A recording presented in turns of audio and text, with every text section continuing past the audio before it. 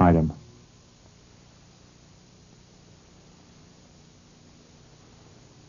Since vacancies always result in immediate promotions, Knuth has labeled this the Peter principle sort.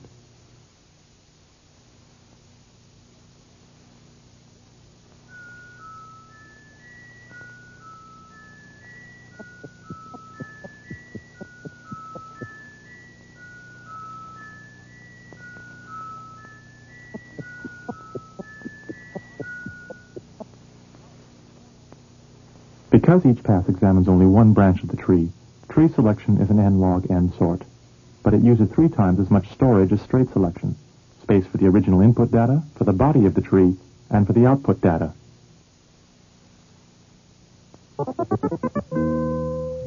To achieve the same efficiency without the extra storage, we use the heap sort invented by Williams.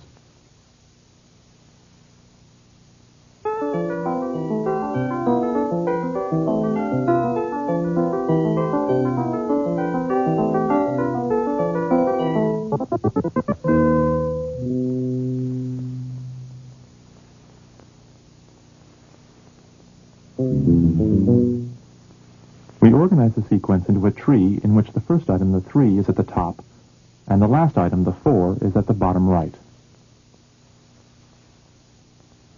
The first pass of the heap sort will move the largest item, the 7, to where the 4 now is. This will happen in 2 steps.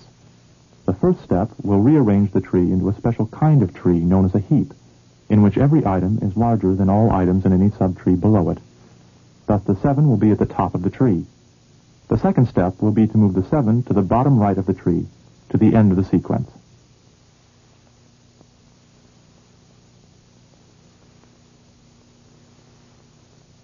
We first make the right subtree into a heap by moving its largest item to the top. We make the left subtree into a heap by moving its largest item to the top. To make the entire tree into a heap, we make the top subtree into a heap, and then fix up the left subtree to again make it into a heap.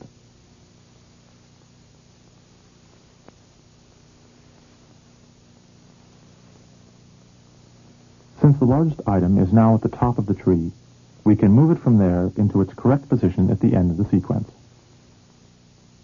where we need consider it no further. Note that the remaining tree is no longer a heap, but only because of the top item.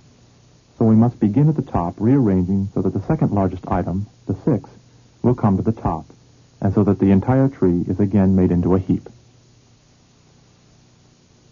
We now move the 6 into its correct position, and also remove it from the tree. Each successive pass brings the largest remaining item to the top of the tree, and then switches it into its correct position.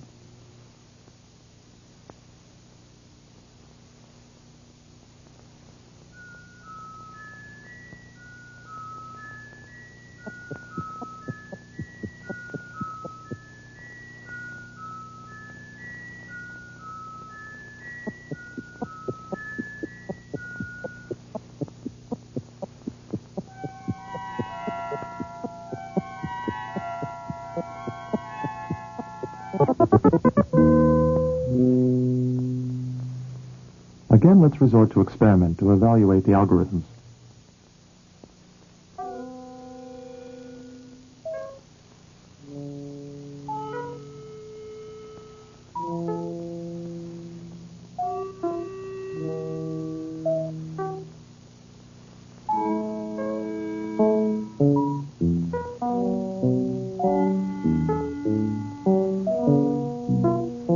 Notice that the straight selection, by its very nature, requires very few data movements, since most of the work is done in the comparisons.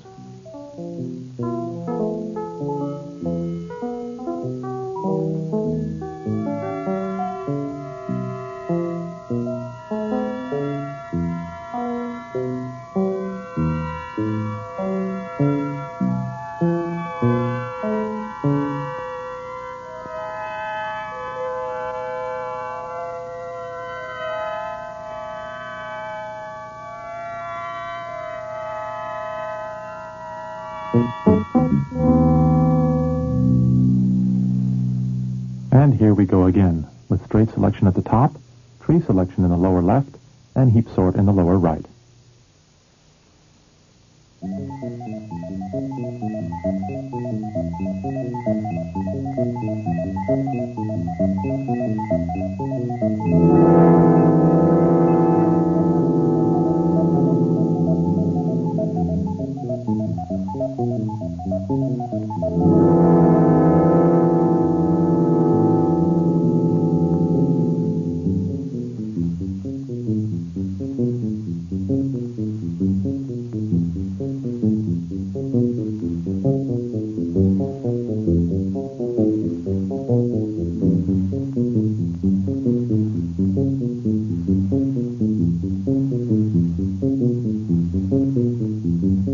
If you're getting bored, let this be a lesson about n-squared sorts.